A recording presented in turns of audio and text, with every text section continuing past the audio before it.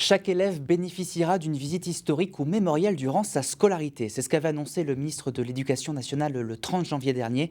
Cette semaine, 300 lycéens de la région Grand Est, dont certains d'Épernay et de Saint-Dizier, sont partis pour une journée d'études au camp de concentration et d'extermination d'Auschwitz-Birkenau en Pologne. De quoi appréhender de façon plus concrète l'horreur de la Shoah. Céline Lang et Raphaël Doumergue les ont suivis dans ce voyage bouleversant. Regardez.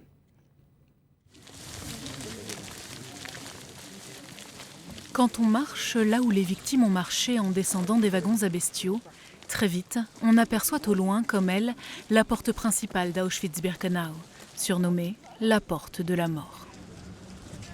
Il y avait deux zones, d'accord.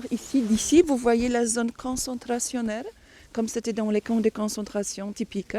Mais là-bas, il y a une autre zone, la deuxième zone, zone de mise à mort.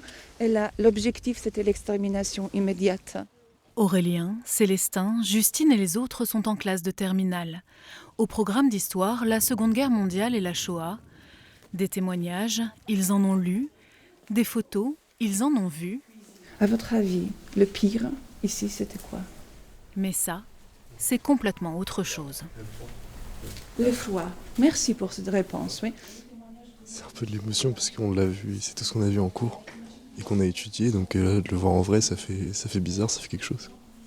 Parce qu'on se dit que c'était ici et que c'était un des plus grands génocides de l'histoire qui s'est produit vraiment ici, donc ça fait un peu bizarre de se retrouver à cet endroit-là.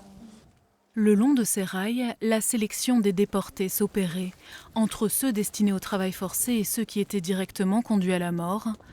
Devant les ruines d'une des chambres à gaz, la guide raconte.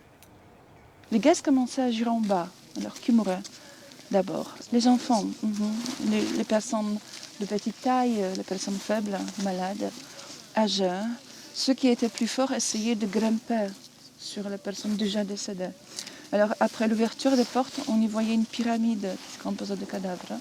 Avec tout ce qu'elle nous évoque, la guide, c'est vrai qu'on peut s'imaginer l'horreur qu'ils ont vécue. C'est une fois qu'on est vraiment sur les lieux qu'on se dit ah ouais, ok, là c'était là. On marchait, là où ils marchaient, là où ils faisaient leurs travaux, là où ils étaient malmenés. C'est quand même assez pesant.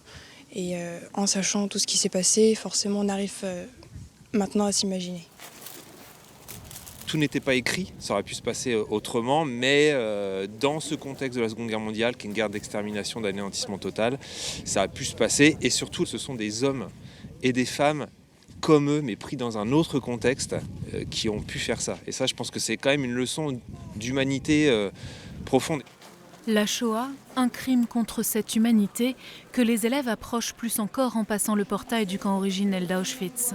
Dans les blocs, les photos des déportés bien sûr, mais aussi leurs valises, leurs vaisselle, leurs chaussures. Plus loin, dans une pièce tamisée tenue hors des caméras, des cheveux des victimes, rasés après leur mort, sont entreposés. Comment un être humain il peut faire ça? Enfin, je me suis dit c'est pas humain de faire des choses comme ça. Puis quand on a vu les cheveux, moi ça m'a marqué. Et la dame elle a dit qu'il y avait qu'une partie. Je me suis dit c'est pas possible quoi. Ça m'a surpris de le voir en vrai parce que la quantité on s'en rend pas compte. Mais vraiment c'est impressionnant. Adèle, Justine, Maëlys et leurs camarades font partie de cette génération qui sera la dernière à entendre de vive voix la parole des rescapés. Franchement c'est important de voir tout ça je pense.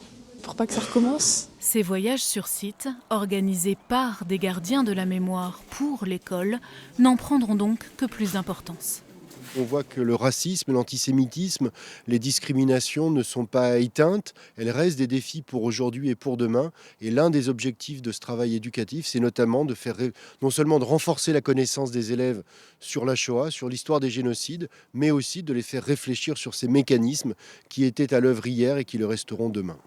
Depuis 2007, ce sont 2600 lycéens du Grand Est qui ont pu, grâce à ce droit à la connaissance, exercer leur devoir de mémoire.